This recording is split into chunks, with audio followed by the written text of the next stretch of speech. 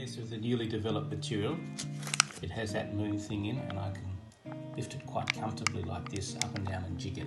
This is after 10 minutes. You can see there's a nice heat pattern in the foil there, so it's been heated properly, and the concentric circle there tells me that it's evenly heated. The question is, will the adhesive remain this strong over time? All right, so we'll test it in the next few days and then weeks. Sealing time was 2.8 seconds, 100% power on a SealerOn 100. Okay, so here's the first one we sealed, and we've gone and sealed the rest of them now, so let's just open them up and have a quick check and see that they're all similar. So yeah, nice concentric heat pattern there, and that comes up easily and it's holding nicely. I'll just do that very quickly with all of these. Nice concentric heat pattern. It's perfect, that heat pattern, and that can come up quite easily. Okay, so they're all holding nicely now, but the question is, will that seal strength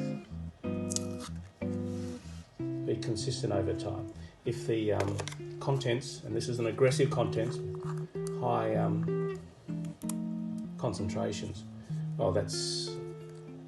the foam's just come off from that one. That's fine, we put 2 foams in there.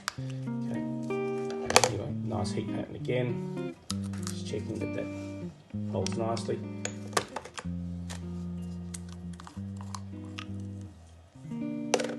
Nice heat pattern again. All of them are really nice heat patterns, showing that that's what you'd expect in terms of the induction seal strength.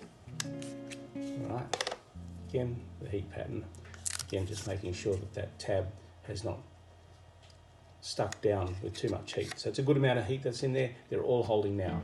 So let's see what happens. This is the 28th of June.